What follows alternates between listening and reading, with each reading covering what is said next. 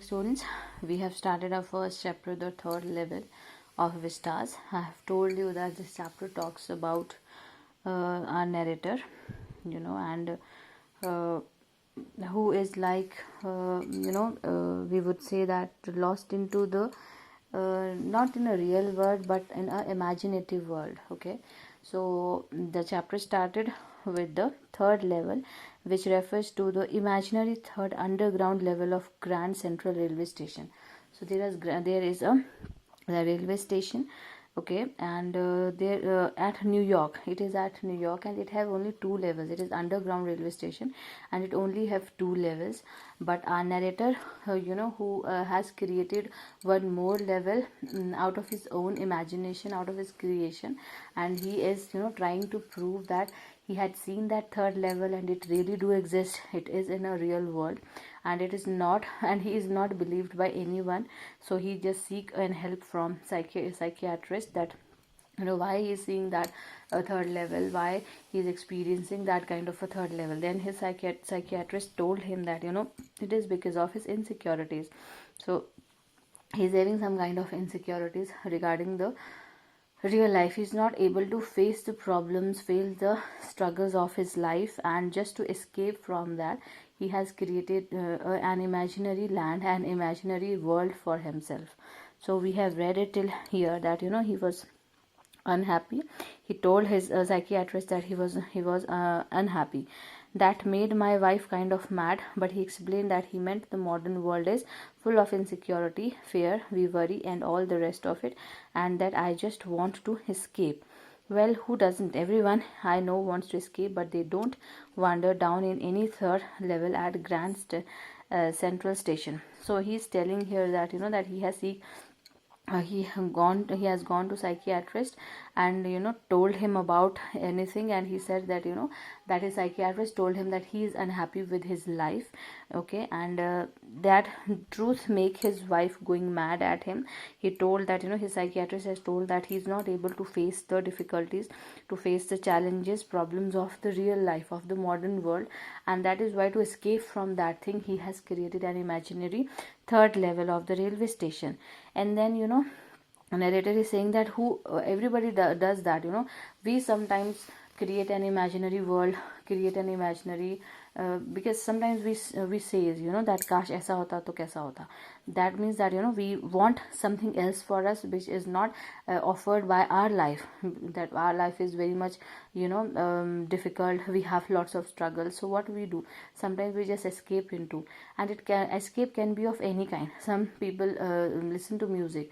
We are listening to music, forgetting our worries. What is that? That is also an escape, but it is a positive escape. Okay, for just for a while. Some people just try to spend time with alone. Some people try to spend time with nature. Some people try to spend time to just to go to restaurants, and to enjoy with their friends, to have parties, late night parties. Why we people all do that? Just to stress out ourselves, to make ourselves stress free, so that we can be able to bear the struggles and to bear the hardships of the life. So these are also escapes. But to create an imaginary world, to and to think about it all the time, and to think that as if it is happening in a real world, that is something different. That is not just a positive escape. That is more than that. That is just to to shirk away, or to just run away from your challenges, from your responsibilities, and that is not a positive thing, and that is not a good thing. And that is what happening with our narrator, who is just experiencing a third level which does not exist at all. So now let's come to the second paragraph.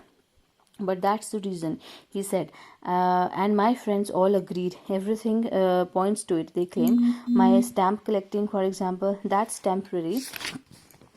A refuge from reality. Well, maybe, but my grandfather didn't need any refuge from reality. Things were pretty nice and peaceful in his days, from all I hear. And he started my collection. It's a nice collection too. Blocks of 4 of practically every U.S. issue, first day covers, and so on. President Roosevelt collected stamps too.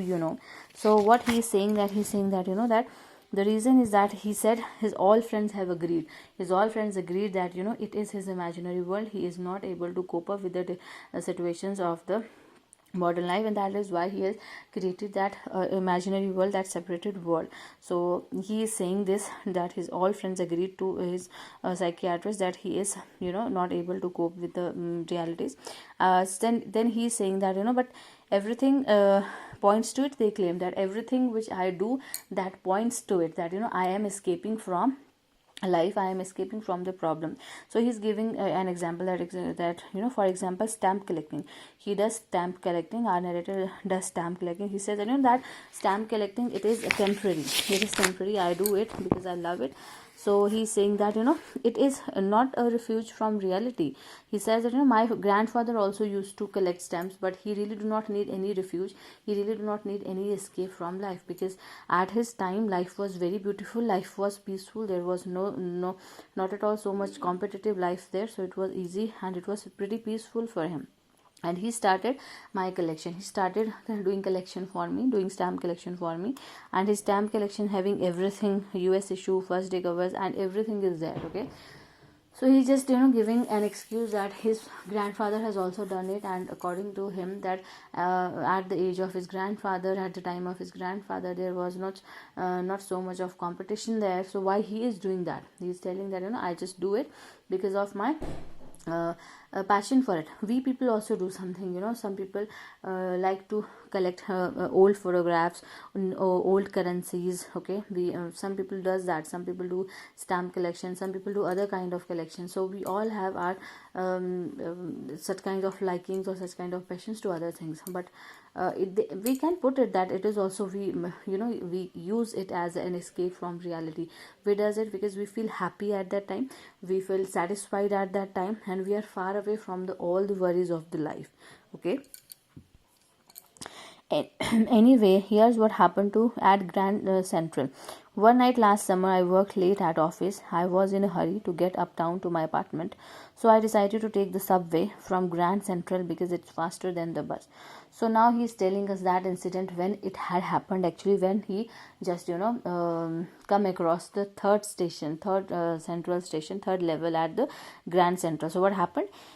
He was working late night at last summer. He worked late at office, and he was hurried to get down to his apartment. He was very hurried to get down to his house. Obviously, he was very late, and then he just decided to take the subway from Grand Central. He decided to take a subway from Grand Central because it was faster than the bus, according to him.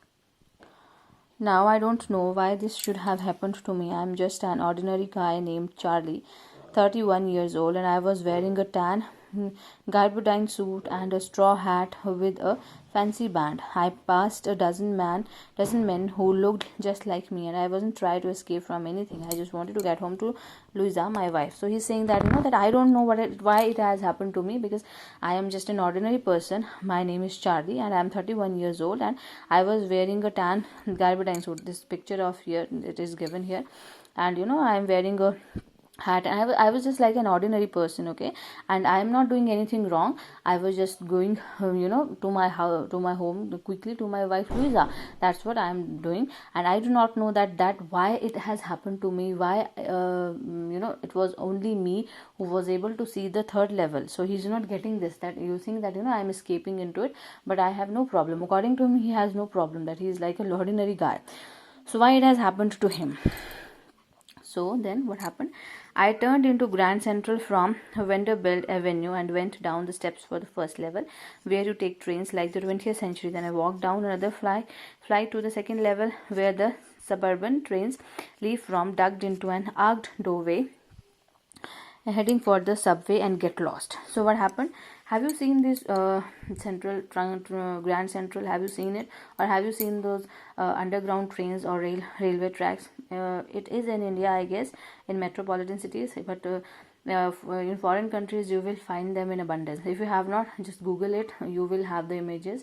You have seen some of the Hollywood movies. You have seen those kind of stations there. Okay, when you buy the ticket at the street, at main street, and then you just come stairs down, and there will be a level, there will be one level, and when you go again a little bit down, then will be another level. So there are different levels. There are trains which are running across the city or across the town. So these are called as Grand Central railway tracks or Grand Central railways. So you can Google it out, and you will be able to find it if you really want to know what it is actually. So he turned to Grand Central from Vanderbilt Avenue, and he just went down steps to first level. He buy a ticket for him like 20th Century, and he walked down to next level. And when he is just finding a way to subway, to sub street, he just got lost. He was not able to find out his path. So we will read till here today, and further we will read in our next lecture. Try to figure out the meanings of this chapter. Okay, Google out the railway tracks, underground railway tracks. You will be able to understand it well, and figure out the meanings if you're not able to figure out them, and try to understand and read the chapters carefully, because chapters are very important.